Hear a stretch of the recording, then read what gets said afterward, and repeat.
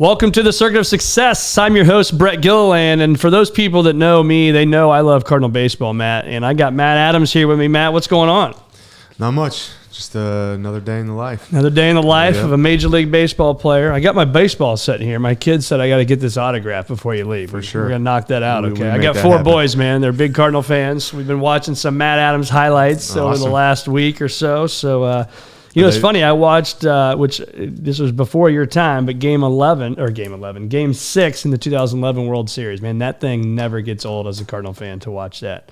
It was incredible. No, Freeze was kind of like the guy that took me under his wing. Yeah. When I got called up in 2012, the following year, and I go back and watch it. Yeah. Just knowing him as like my teammate, my friend, and seeing that happen, like it's awesome. It is. It's insane. It's insane. Well, you are where's this? What did I say? Pennsylvania. Growing up in Pennsylvania, you were drafted 23rd round in the 2009 Major League Baseball draft. You've been with the Cardinals, the Braves, the Nationals, the Rockies. You won a World Series with the Nationals in 2019, man. How was that? It was awesome. Starting off the year, we were not the greatest team. I think we were the first 50-some games into the season. We were 19-32, and wow, got some good key veteran pieces. We got Parra, and then Anibal Sanchez. It kind of brought the pitchers together as like a family,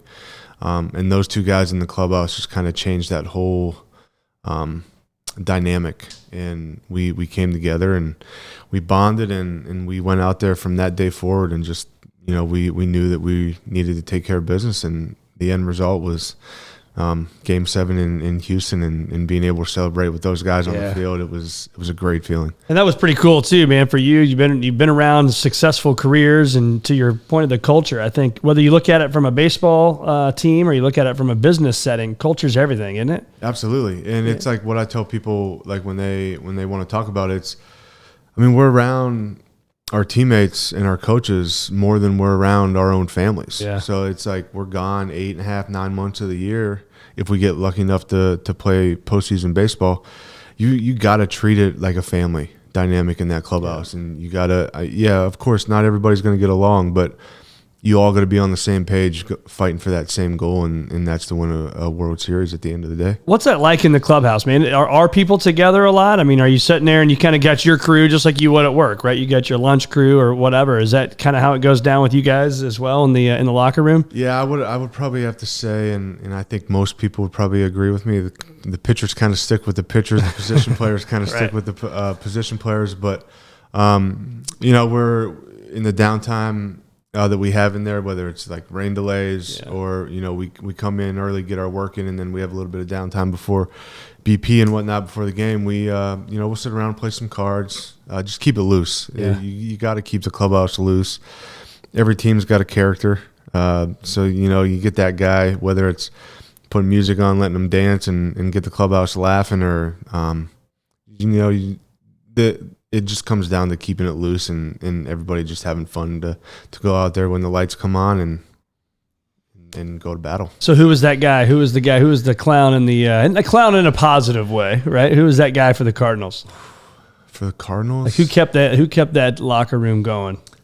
Probably have to say Yachty was a good one. Okay. He's super serious, and like when he's in there, he's getting his work done. Yeah. But when he's got a little bit of downtime, he'll go around and joke around. Yeah. Like him and Wayno are like two peas in a pod. They just go after each other, play pranks on each other. Another one like my close friends in the Cardinals, it was Seth Maness was like kind of like a jokester, kind of the guy that kept it loose and whatnot. But I got to say, probably the best guy that I've ever been around was Parra. Really? With the Nationals, yeah. He had this scooter that he would ride in on every day. Whether he went 0 for 4 the night before or 4 for 4, he was cruising in that next day on that scooter, and he had his daughter got him a little baby shark, nice stuffed animal. He set that on the handlebars of the scooter, and he had a horn. as soon as he rode through the doors of the clubhouse, he was always beeping that horn and getting everybody fired up. And that's awesome. You knew when he was there, huh? Oh yeah, yeah, for sure. So talk to us about that growing up as a kid, man. Obviously, you were a great baseball player in high school and all that stuff, and then went to college and then the pros and got to the highest level in baseball. But like, at what point do you think, when you look back, did you ever have that point where you knew you were different and this was going to be a pretty cool, fun ride? Yeah, I would. I'd probably have to say once I got to college, and growing up in a small area of central Pennsylvania, I mean, where I grew up, we had like about 1,100 people, so it was very, very small. Everybody always thought I was crazy for like not wanting to go out with my friends, go on vacation. Like I was always the kid that I always wanted to go play baseball, and everybody asked me, what was your dream? And I said, I want to be a Major League Baseball player one day. And I always got laughed at. Yeah, right, I always whatever. got told, you're never going to make it from, this small area. Just it's not feasible. And I took it, laughed it off and just kept working. And had a good high school career. Supposed to go to University of Pittsburgh. That scholarship got pulled because of grades over recruiting, whatnot. I got my grades where they wanted it to be, and they ended up pulling the scholarship and saying, "Hey, we brought somebody else in. Fill your spot. You're more than welcome to come to university and play. You can walk on, but the scholarship's not there anymore." So I was like, I don't want to go. I don't want to go somewhere and get buried to where I'm not going to be able to go out there and play. I wanted to, even as a freshman, I wanted to step foot day one on that field and play and compete. And my high school coach knew the coach at Slippery Rock, so he made a call and said, "Hey, I got a guy that you might want to take a look at." Went to Slippery Rock, and after my freshman year, I was the conference freshman of the year. I hit like over 400 as a freshman, I think it was 415 or something. Had a good break in the summer, came back for my sophomore year, had a great sophomore season, and then I went away and played in the NECBL, which up in Pittsfield, Massachusetts, and that was when I knew that I could do it, because it was like Slippery Rock's Division II. This league was all of the Division I guys that didn't get invited, or just wasn't room for them in the Cape. So it was the step down from the Cape, and I ended up being the MVP of that summer league. And then I was started getting some letters going into my junior year. Hey, we're going to be following you from different teams, and then ended up going to do some pre-draft showcases at came out here to Busch, did one for the Cardinals, went to the Yankee Stadium, the Mets. And I would say after that sophomore year in the summer league, that was whenever I was okay, I might have a chance of doing this, and just got to buckle down and keep working. And I got to think, man, that grind that you're on when you're in the minors. How long were you in the minors? Was 4 or 5 years? 3 years? I was only there for 3 years. Okay. I was thankful. Oh, yeah, 2009. To be that's on right. The fast track. Yeah. Because that's a grind, man. They're not making a lot of money, but you got to follow this dream and this passion to go make it. So for you, what was it like during that, on days where maybe you didn't want to do it, or you didn't want to go train, and maybe you had a bad game? How did you get through that? Knowing that I'm not where I wanted to be, knowing that the end goal was to reach major leagues, and to be that guy, to be able to put a major league uniform on, even if it was just for one day. Yeah, that was my dream. And I knew that and as soon as I got into pro ball, I was like, man, this is different. It's going to be challenging at times, but I never let it get me down. I had good people around me. I always had, a close group of friends on every team that I ended up along the way with in the minor leagues. That we were always fighting for that same dream and that same goal, and that really helped a lot. We would come back to our apartments, talk about the game, talk about what it took to get to the next level. Like you mentioned, that mindset. I surrounded myself with people that had that same mindset, that warrior mentality, that I'm not going to let anything get in my way. I'm gonna do this till I can't do it anymore. Did you stay a student of the game, even during that run, and then even in the your years in the Major League Baseball? Somebody told me one time it's it's harder to stay in the majors than it is to get to the majors. So, one, would you agree with that? And then number two, how did you stay a student of the game? Yeah, I would absolutely agree with that, because in the minor leagues, there's not a lot of video. Nowadays, there's more video than there was back whenever I was coming up.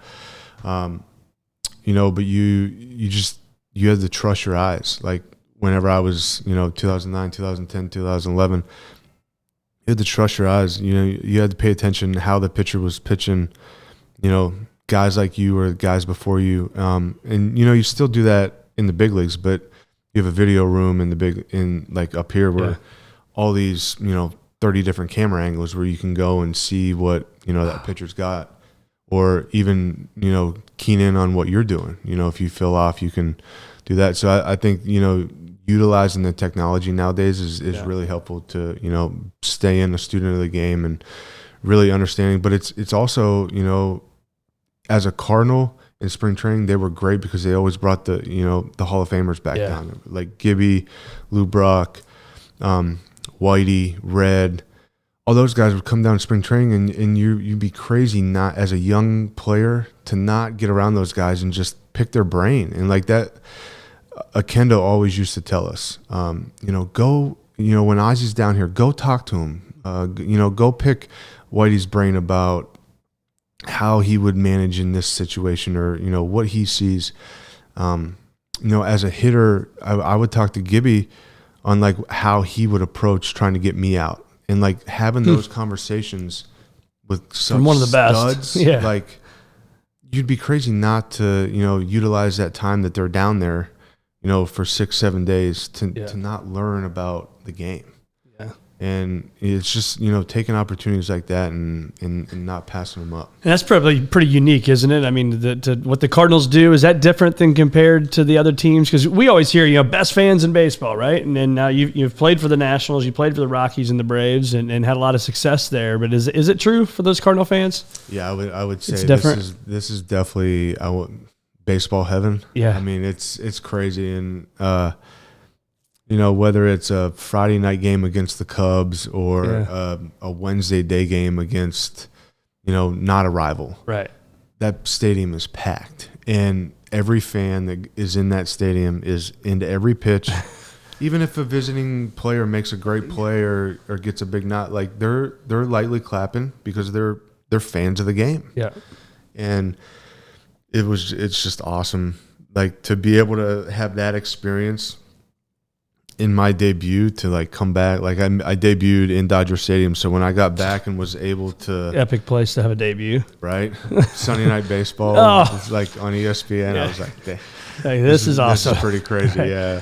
But to be able to put that home jersey on with the birds on the bat and walk out that tunnel and come on the field to a packed, 45, 50,000, fans, just a sea of red. It really is a sea of red, because you come out there and that place is packed and they're loud and they're into the game, and it's like you can feel it, right? You can feel it vibrating when you're in the dugout, the locker room. Like that's what us players. That's what we live for. Yeah, like we live for that energy. Like we build off that energy, and I've been fortunate enough. Like the Nationals had great fans, the Braves had great fans, and probably even more now after coming off winning the World Series last year. But nothing really beats baseball in St. Louis. I love to hear you say that, man. So I remember I was at this game. You're going to remember this. We're down 2-0, Game 4, 2014 LDS. I can see the smile on your face. You already know where I'm going, right? Tell us. I'm going to say it, but I'll let you say who's on the mound. Kershaw. Clayton Kershaw is on the mound. And walk us through that at bat, man, because I will say, I mean, I moved to St. Louis in 2001, and so from 2001 and till now, even, I mean, what an epic run. But that first 10 years, 15 years that we were here in St. Louis, my wife and I, was incredible. I remember talking to my dad and my mom, and like, this may never happen again, like in our lifetime, right? And but here you are, 2014. Again, we're down 2-0. One of the best pitchers in our time, right? Clayton Kershaw is up. You come up. What happens? I want to say it was a 1-2 count. Sounds right. Yep. In the bottom of the 7th, we're down 2-0, 2 runners on. I want to say it was Johnny Peralta and Holiday. that were on first and second, and he threw that curveball, and I saw it pop out of his hand, and I was like, "Oh, this is going to be a good one to." So let me stop you. So you're right here, Clayton. I guess he's lefty, so he's here, right? Clayton Kershaw. You see this thing come out of his hand, you know it's a curveball before he even releases it. Yeah, it like wow. I'm a really good. I like to hit breaking balls that are strikes. Yeah, I think it's one of my strengths. And I saw that thing pop out of his hand, and I knew that it was going to be in the strike zone. So I just had to wait for it to get to the right spot. You had to wait all about 1 second. Right. I had to wait for a second. For me, it seemed like a lifetime. Right. I was like, okay, come on. It's such a good pitch. Like, just get here. My eyes lit up, and then I swung and made contact and felt for people that have never hit a baseball, like when you hit a ball on the barrel and like you don't feel anything down into your hands, you know that you hit it good. And I finished my swing and looked up and saw that it had the height to go out, and the famous thing with me putting my arms up and I think you did a little twirl maybe, right? at home plate. And then like once it probably got 3/4 of the way to the fence, I saw Matt Kim, like he was like running back hard after it, and I'm like, oh boy, oh shoot, I better like take off because this may not get out. Like this will be embarrassing. And I started running, and then like he jumped up and like I saw the slow-mo replay, and like it barely like got over his glove, and I saw it hit the bullpen floor and bounce up, and that's whenever I did the leap up in the air and looked into the dugout and was just super excited. And I tell everybody they always ask, what was it like rounding the bases after like you knew that it was a home run? I tell everybody, I don't remember feeling the ground running around the bases.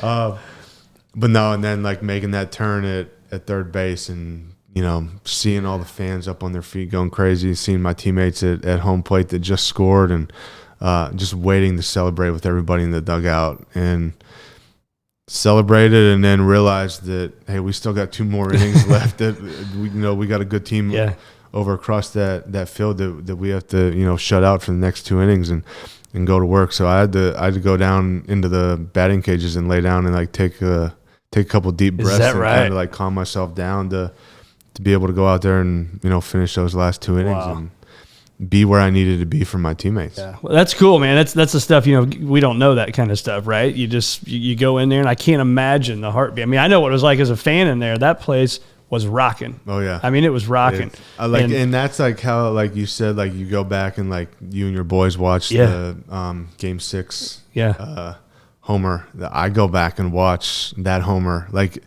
any time, like during the season where I feel like I'm a little off, or feel like my confidence, like if I didn't have a great game, once I get home, I'll flip that Fired up YouTube and pull that video up, and like it puts me back in that moment. I can feel what I felt at that time. The chills, the confidence, the excitement, and then I'm able to go to bed on a good note and wake up the next day and have my mind where it needs to be to go into work and have a little swagger. Yeah, exactly. So walk us through that, whether it's that at bat. I mean, you've had obviously a lot of home runs, and not just home runs, right? Singles, doubles, all the things that you've done. What's the mindset for you when you go up there, whether it's Clayton Kershaw or just some random pitcher? I mean, what's your mindset, your preparation? What do you do mentally? And again, I look at that from a lens of no different than an advisor here or an attorney or an accountant walking into that meeting with the client, right? There's a mindset you go into, right? And so talk to us about that. So the mindset for me, facing whether it's a starting pitcher, relief pitcher, or like, the best guys in the game, the closers, it's knowing that, I can beat you. I'm going to beat you this at bat. You're not going to get me. I'm going to get you. And it starts with that kind of like confidence, swagger, knowing that, today it's my day. It's not your day, it's my day. But then taking that mindset and doing your homework beforehand, whether if I'm starting, because like where I've been mostly in my career, I've been like a backup for like a stud at first base. So if it's a day that I'm starting, that previous night, I'll watch video on the starting pitcher, knowing like what his tendencies are, if he likes his curveball in this count, or Just study him a little bit, and then come into the field, see if that's the game plan that he's going to use against me that day. And then if not, you got to make an adjustment based on what he's doing. But if I'm coming off the bench, then I'm following the way the game's going and who they got up in the bullpen, who I may face. And you thinking about that during the whole game? So let's say you may not go into the 8th inning. You're like all 7 innings before that. You're thinking, who's pitching? What are they doing? What they've been doing on 3 and 2 or whatever. That's the way I like to be. I like to just fully. It helps me stay engaged with the game. It helps me learn, and it helps me not to get distracted. So I take that mindset, take that all the information that I gather, whether it's a starting pitcher or a relief pitcher, and then I go in and I try to execute my plan to the best that I can. Yep. And I think that, coupled with that mindset, that kind of helps me lock in and be confident and comfortable with that's my approach. Yep. That whenever I'm doing that and I can get my swing off and I swing at strikes, I'm in a good place. Yeah. What was the nights where, because we all have this, right? You have a bad day at work, you have a bad day at the baseball diamond, you go 0 for 4, let's say. I'm sure that's happened, times in your career. Plenty of times in your career, right? But walk us through that. I've heard lots of people say you got to have a short-term memory, and I agree with that. Again, in business, we got to have a short-term memory. So what was it for you if you had to go home, you're getting home at 11:30 at night, and you got a day game tomorrow? What's Matt Adams doing on that night when he goes 0 for 4 to be ready for tomorrow? I touch I'll pull up some of my positive highlights. Yep. My wife now, who was my trainer that helped me lose all the weight, kind of mental coach. She's a good one that if she's not in town with me, I'm picking up the phone, calling her, and just she knows what to say. She lets me vent, get out what I need to get out. She hears it, and then she's able to kind of calm me down, bring me back down to reality, and give me, whether it's a 5-minute, 10-minute meditation to where it's like calming, breath work, visualization, and how I want to be that next day. Yeah. And doing that, that was a big turnaround in my mindset, my mental approach to the game was starting to meditate, starting to breath work. Not only at nighttime, I'll do it before the game, when I'm sitting in my locker, but when I have a bad game, that's my go-to. Yeah. I think it's amazing, man, how many people, whether it's an Olympic athlete or a Major League Baseball player, just all these people that I get the blessing and the gift to talk to during this podcast, but how much meditation comes up. I mean, people that hear this are seeing, I meditate personally, and it's huge. I mean, it's been a game changer for me. And so walk us through that. Are you doing that through just because you've done it enough now, you just know you can kind of sit in your locker and kind of zone out and do it? Or do you listen to Headspace or Calm or an app like that? So before I met my wife, which I met her in 2016, she was working for the Cardinals. She came down to spring training as a Pilates instructor. And before I had the conversation with her about the whole mindset approach, mental stuff, if somebody would have told me to meditate, I would have been like, I'm going to beat you up. You are crazy. I'm not doing that shit. But honestly, it's been the biggest game changer, for me personally, on and off the field. Yeah. And it's just, I've used Headspace, I've used Calm, but my wife's also written up scripts. Okay.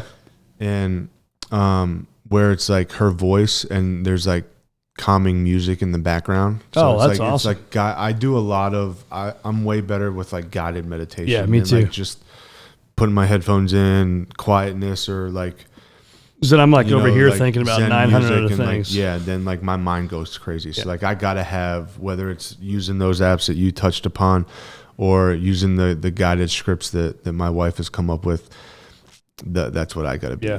Yeah, we'll have to have her on the podcast, man. She'll have to train us on meditation for sure. It's huge. So I want to go back a little bit, back to when you were in the minor leagues. I saw something, a video maybe or an interview you had, but when you get the call, right? I think you were playing the minors. They pulled you out of the game, if I'm not mistaken, and told you you're moving up to the big leagues, right? So what was that like, man, that feeling and that emotion of, man, here I go, and then calling mom and dad?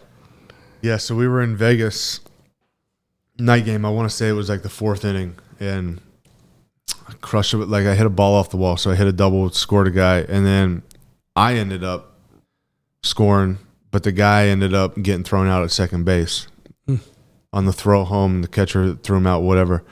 And I'm walking back to the dugout, and I get my glove, my hat to go out to warm the guys up for the bottom of the 4th.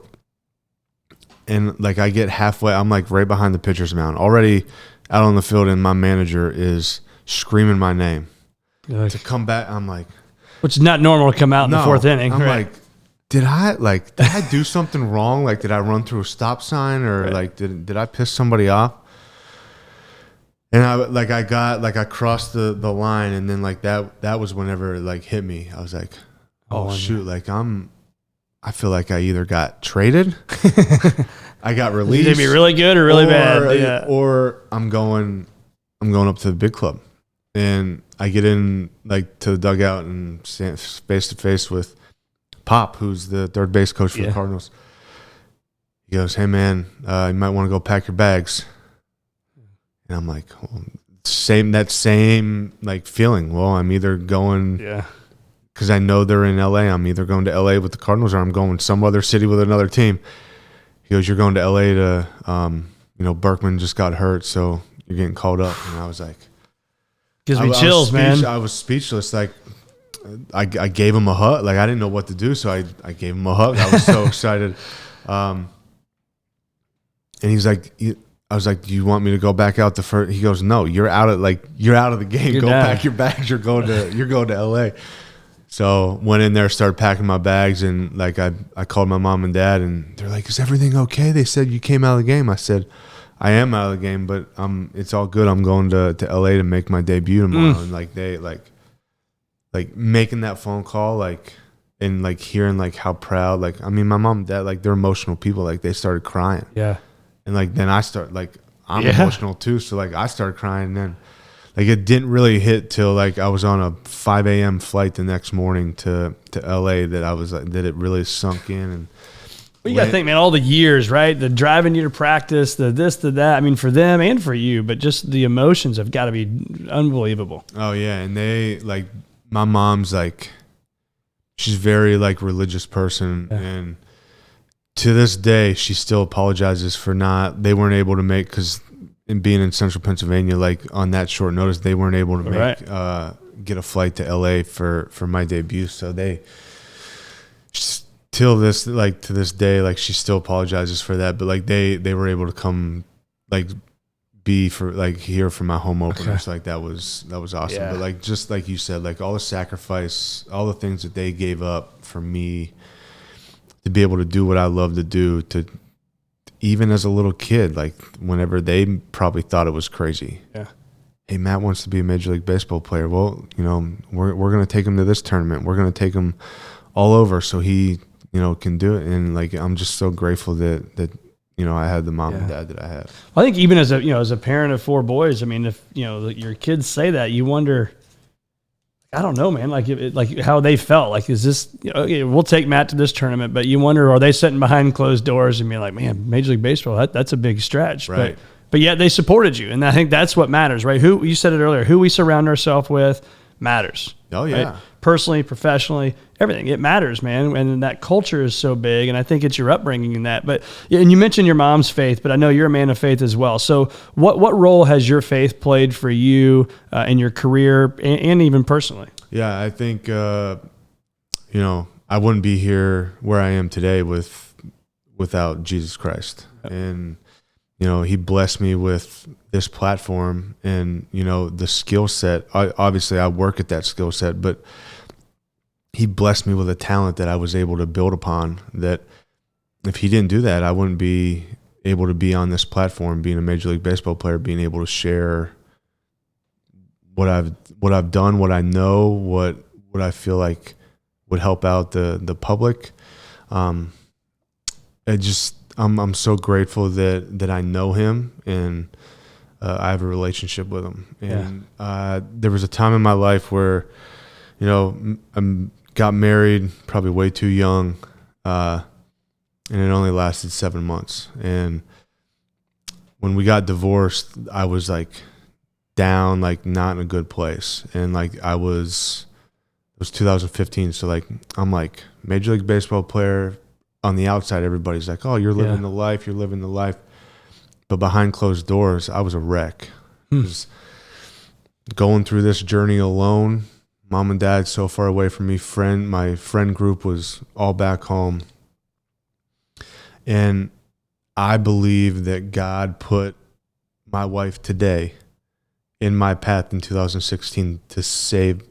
At the time, I didn't know she was going to be my wife. Yeah. But he put her in my life, and she completely changed my life around. And I am extremely grateful for that, because I would not be the man that I am today without the help of her. And that's God's blessing right there. That's very powerful. Thanks for sharing that and being transparent with that stuff. And I've heard you say that in some interviews before too. And so you said earlier she showed up as the Pilates instructor at camp, and then, you know, turns into your wife, but that doesn't just happen. But you went through a major transformation, right? And how much weight did you lose? I lost damn near 40 pounds. Yeah. I think like 38 pounds it was. Yeah. And like, I want to say like 17 or 18% body fat. Like I was overweight. I was a big guy, and just had a lot of tweaky injuries that, like, you know, guys that were in shape, you know, they're not having. And, you know, I was walking off the backfields with Greg Garcia and Colton Wong the one day, and this chick pulls up in this convertible Corvette, and I'm like, who the hell is this pulling into our parking lot? And we walk in, we change, and like Pete Prinzi, our strength coach, comes in and was like, hey, we're trying out, might bring a Pilates instructor on board. Like, would you guys be interested in going through like a trial class? And we were like, yeah. So there was like 6 or 7 of us that like did the class, and I would like, after that class, I was like, damn, I feel taller. I'm like, my body feels like free.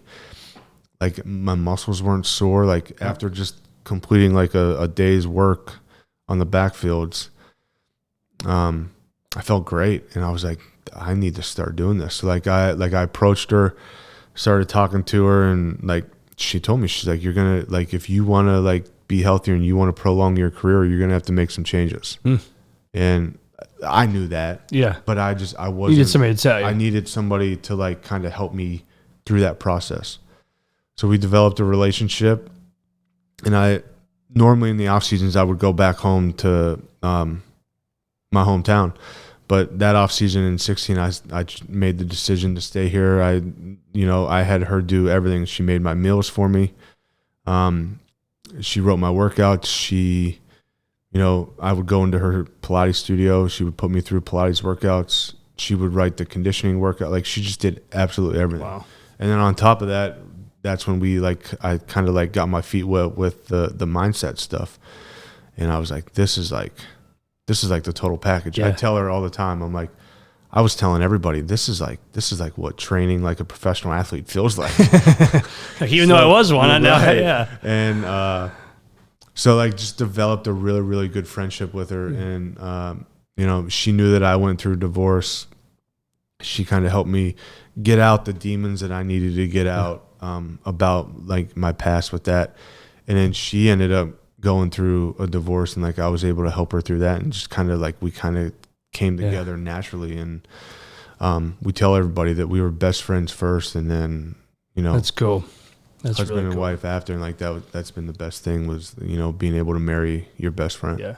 Well, and some people hate him, but I personally like him. Tom Brady. I mean, you think about what that guy's done, man. It's all kind of in this same realm of stuff you're talking about, isn't it? Right. Yeah. Have you watched the show Man in the Arena? Yeah. Yeah. It's amazing. We binge watched that, and it's like that show gave me chills, because like I'm like, this guy was not supposed to have anything. Yeah.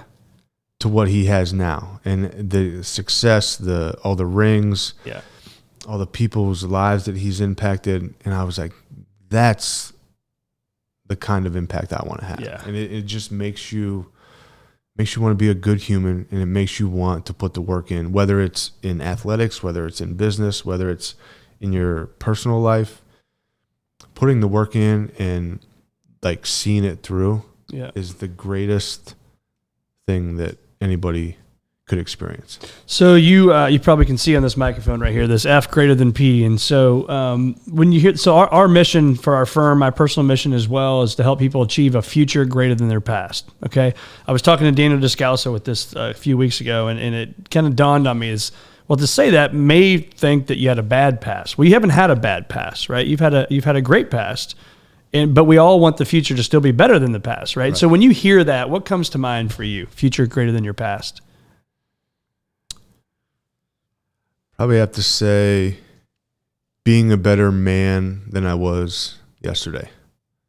And like I said, being a better husband, being a better son, being a better brother, being a better father figure for my 2 stepkids.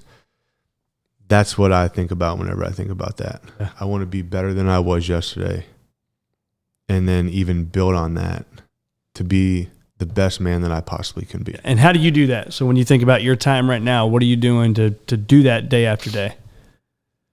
Being in the Word with my faith. Yeah. You know, studying that, leaning on Him whenever I feel like times are tough, but also having an open line of communication between my wife and I, to where she knows what I got going on, I know what she's got going on, and then we can be the best for our family and our close group of friends. And I may have not answered that the greatest way, but for me, it's I'm the type of guy that I want to put everybody else first. I come last.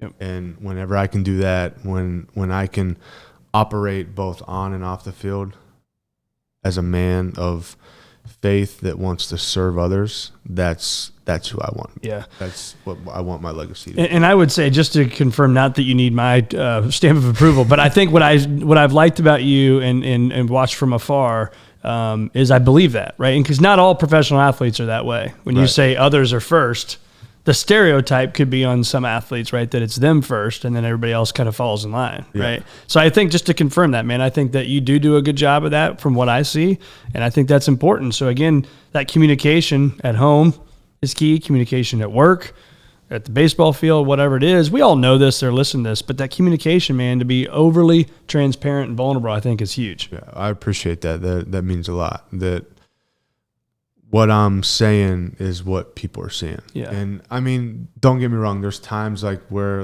in the business that I'm in as a baseball player, you got to be a little bit selfish. Yeah. But you know the times that you have to do that and the times when not. And the majority of the time, it's how can I be the best teammate that I can be today? How can I be coachable today? How can I be respectful for others around me, to where I'm not bringing anybody else down to make this team worse. And that's the way that I operate. And that's the way I want to operate moving forward, whether, however long my career lasts, even whenever I'm done retired, that's still the way that I want to operate as a human being off the field. Yep. So what would you tell yourself now if you could go back, and because you're 33 years old, so if you could tell the 25-year-old Matt Adams some advice, give some advice to that young man, what are you going to tell him? Don't get caught up in the lifestyle. Because back 25, I was not in shape. I was heavy. I was, I took things for granted. Yeah. And I would, I still shoot myself in the foot today, thinking that if I would have known what the way I feel now and what I know about taking care of my body, if I would have known that whenever I was 22, 23, what would my career have looked like? Yeah. But I don't like to, play the what ifs or live with regrets. I went through that because God wanted me to learn a lesson. Yep. And I learned that lesson. But now, I tell everybody, they're like, "Oh, you're 33, you're getting close to being done." I tell people, no, I still feel like I got a lot left in the tank. I feel like since that transformation in 2000, from 2016 going into 2017, I may be 33, but I feel like I'm 26. Yeah. Like my body feels great. I feel like I'm ready to go. I got more energy. I'm recovering better. That was just probably the best decision I've ever made in my life, was to really, hunker down and, put the work in. Like those 3 months, like I lost all that weight and body fat in 3 months, and it was crazy. But it was a lot of 2-a-day workouts, waking up early in the morning, doing a workout, making sure my nutrition was on point, no cheat meals, no alcohol, none of that stuff. And, it's been the Well, it was best known thing. too, because you guys are on TV all the time. But then when you're not on TV for 2 or 3 months, and then you come back, people are like, "Holy smokes! Look at Matt Adams, man! This guy's a beast." And it was crazy because, going into the Cardinal Caravan that year, like I got to the point where I didn't have to go on the the bus trips around the Midwest. I only had to go into downtown to do like the signings and whatnot. That's when you've made it. And right. And I walked in there and everybody's heads turned, and like I got to the media session and they're like, "Who are you again?" Yeah. Like just jumping around. And I'm like, and they were like, "Well, Big City just went like from Big City to Slim City." And I was like, "Okay, now I know that it's people are noticing like the hard work's paid off." But and they're like, "Oh, like now that you made this transformation, you've done it." And I said, No, it's not that easy. Like I did it. But now I got to work hard, just as hard, if not harder, to maintain it, and make the right decisions to, stay on point with all the hard work. So how did Big City come about, man? Obviously, you're a tall, big guy, but is that how, or how did it really take off? We were in spring training the one year, and Lance Berkman came up to me, and probably one of the best teammates I've ever had, and he put his arm around me and he goes, "I'm tired of big country boys get nicknamed Big Country, so we're gonna call you Big City." And I don't know if it was like because like he like kind of had an understanding of where I came from, like out in the middle of nowhere, right. So it was like kind of like an inside joke kind of. But he gave it to me, and then like when he left, Freeze kind of kept it rolling, and it just kind of stuck. And I'm like, thankfully it did, because I love the nickname. Big it's City. phenomenal. You got it up there on the TV screen for those that are watching it, man. You got a cool little logo there, Big City.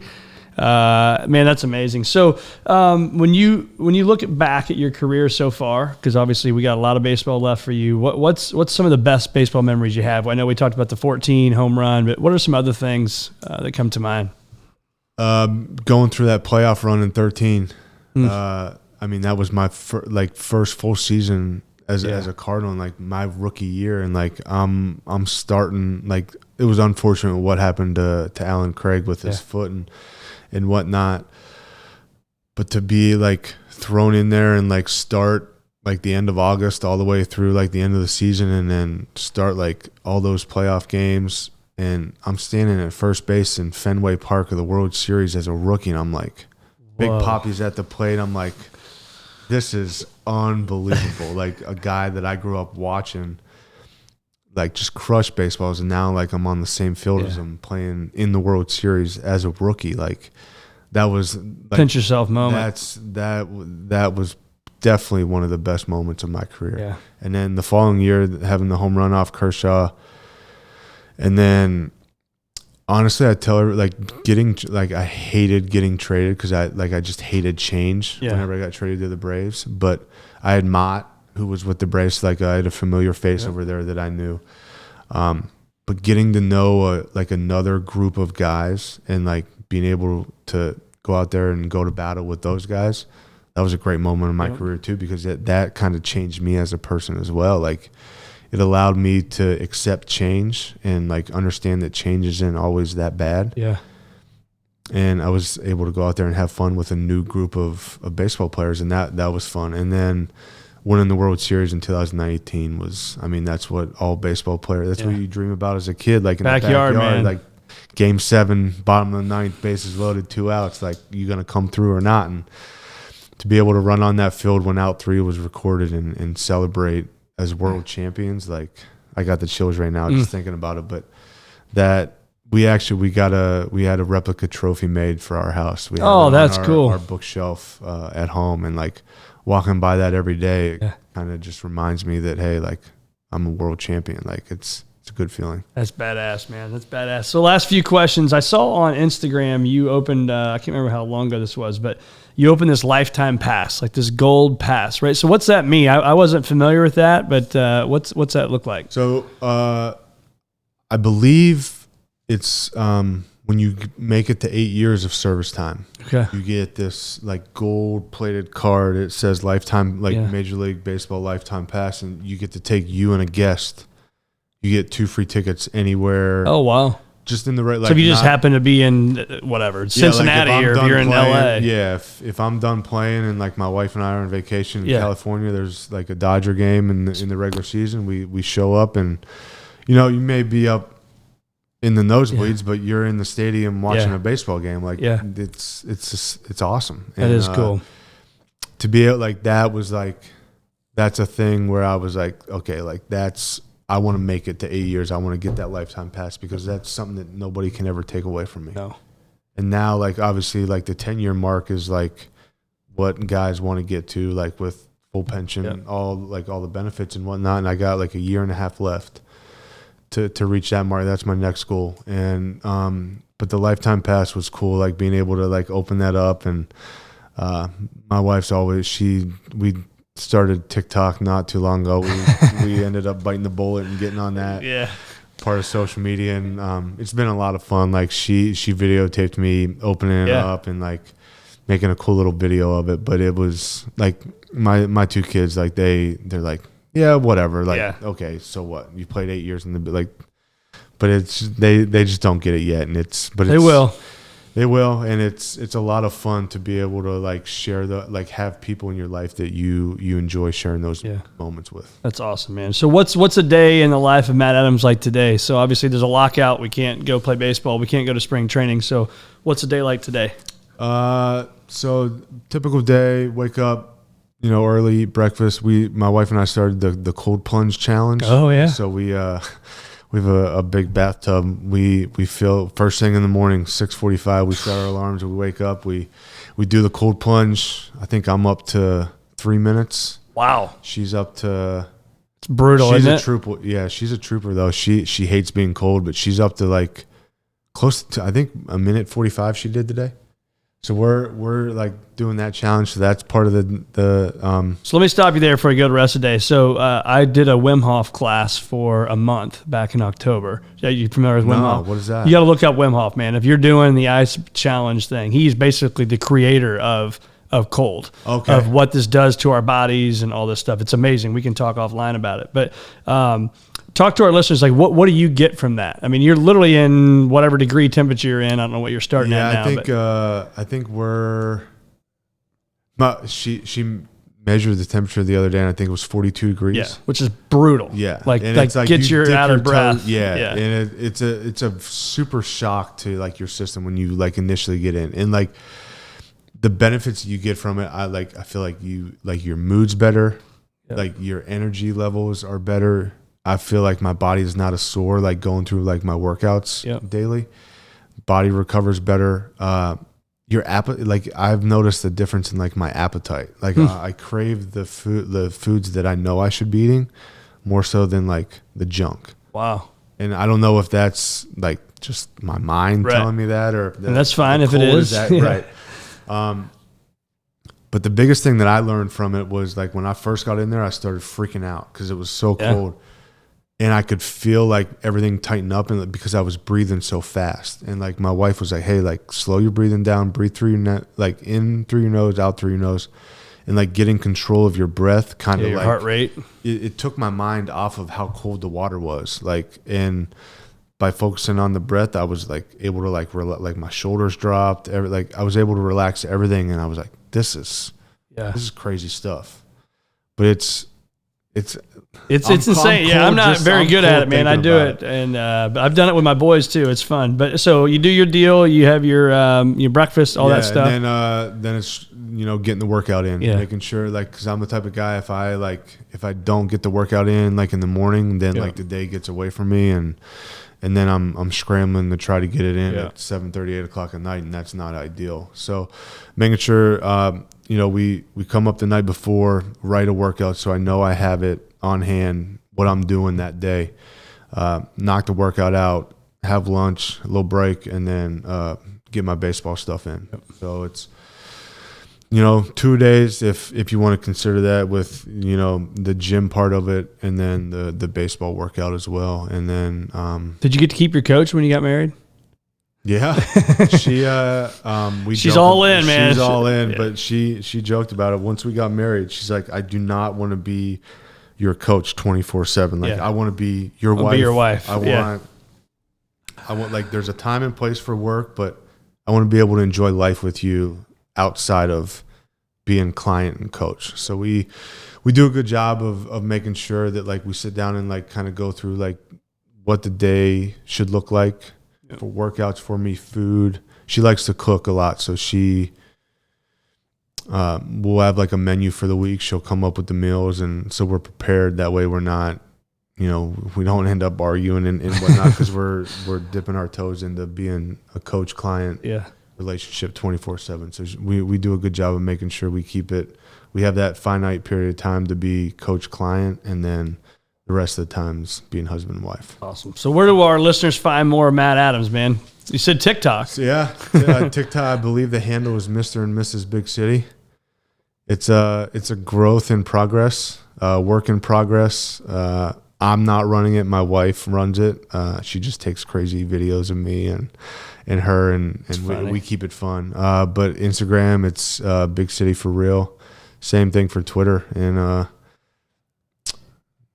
come check me out. Well, I didn't know when I was going to pull this out here, but I think, my selfish side of me is like, we'll put that hat right there, that we hope that maybe we can see you back in the Cardinal red and white, man. That would be awesome. That would be totally awesome. Now hopefully the DH comes in. I know. I mean, you got a pretty good one at first base, so you're not going to be seeing me out there at first base with the Cardinals, but maybe. Is that for sure the DH is happening?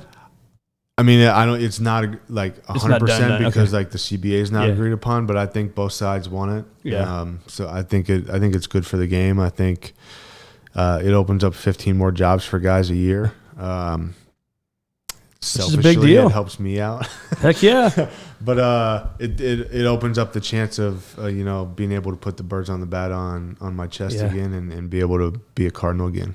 We would love that, man. It's been awesome having you, and man, just thanks so much for your time. I know you're a busy guy. I appreciate you coming on the Circuit of Success. No problem. I appreciate it.